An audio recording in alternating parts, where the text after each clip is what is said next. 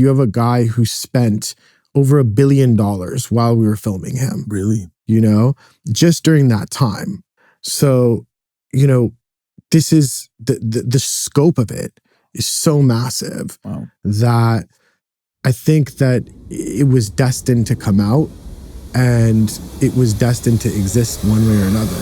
Tell me, to put this documentary out with Ye, what's that process look like considering the times we're in? And then also culturally, what's the impact you feel? Well, this is a mental health film first. You know, the story is a mental health story. Sure. And this story was living in the zeitgeist before it was ever a film. So we had to first approach it from that perspective and be really honest about it. This is something that could heal people, could change people's lives. And we were aware of that. But at the same time, with the volatility and the rhetoric that was going on, it was absolutely nuclear. So at the very beginning, when things started to get a little crazy, that's when we extracted Nico and he started to edit and develop the film. You'll notice that it ended 2 years plus ago. Right. You know, so at the time, it was not about let's pump this out and make this salacious film about all of this drama that's going on. We knew it was a mental health piece and it was about let's really find the through line. And Nico spent about almost 2 years building that out, creating different edits and different versions.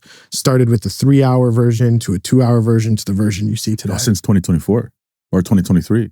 It took a couple of years. It took at least a year of editing.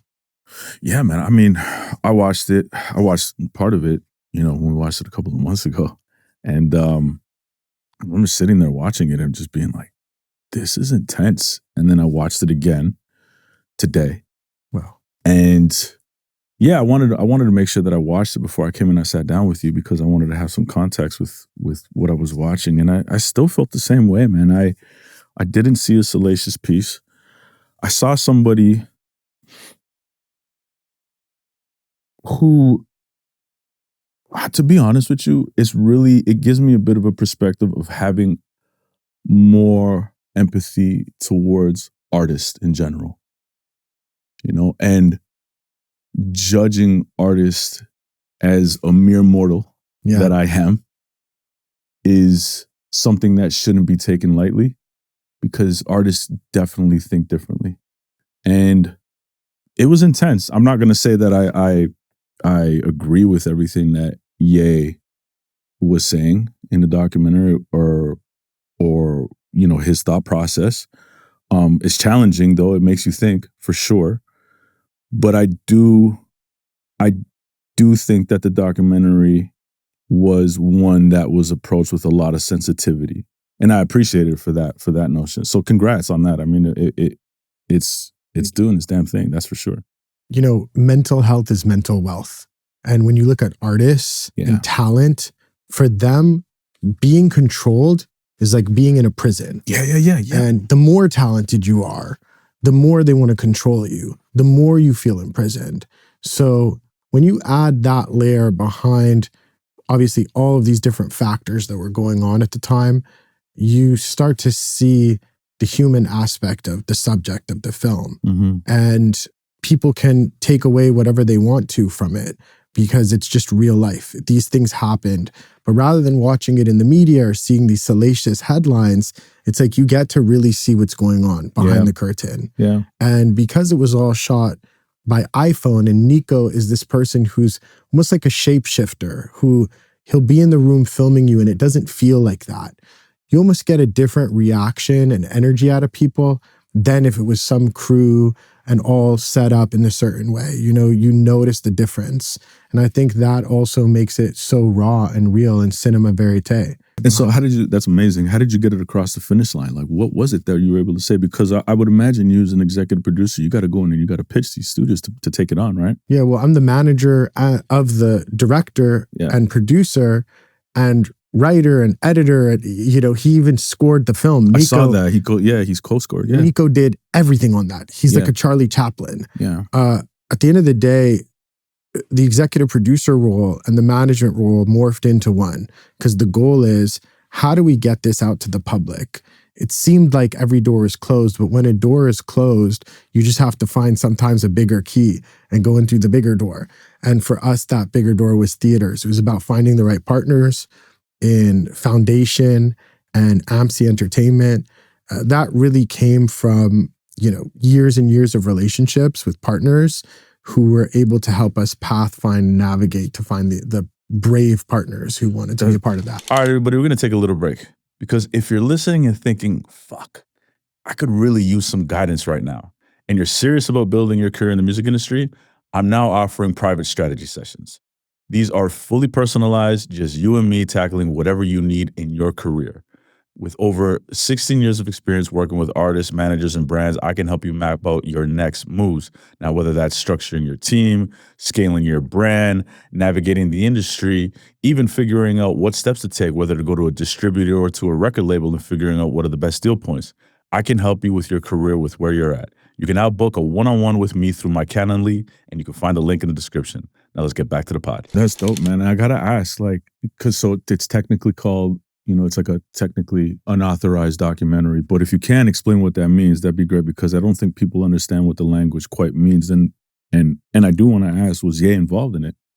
Well, he's the subject of the film. For sure. You hear him in the film talk about the documentary, in the sense that Nico retained all of his creative direction, his final cut, and made all of the decisions to make an honest piece. This isn't a propaganda piece or a fluff piece, but it's also not a fluff piece at all. Yeah. It's not something that's also like, doing the opposite of that. It's not like Tiger King or some salacious thing. It's got to feel a little bit almost like Star Wars and watching Anakin change over. Like, we wanted it to feel like what it was. You have a guy who spent over $1 billion while we were filming him. Really? Just during that time.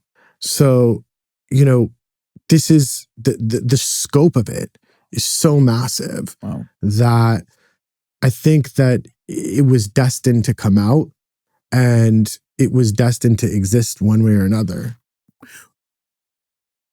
Have you heard from Ye since it came out, or has Nico heard from? Yeah, we have. Yeah? Yeah.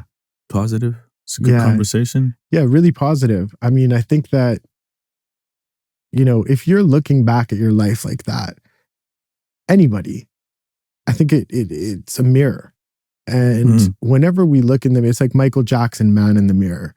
When you look in that mirror, you can make a change, So I think that this film impacted him positively, That's good. But I can't speak on another man's view, Yeah, for sure. I was just more so curious as to, the level of involvement, because I think there are maybe folks who think that if they are supporters of Ye and that he wasn't involved with like the final cut or all that maybe they don't want to support it. But that's why I asked that.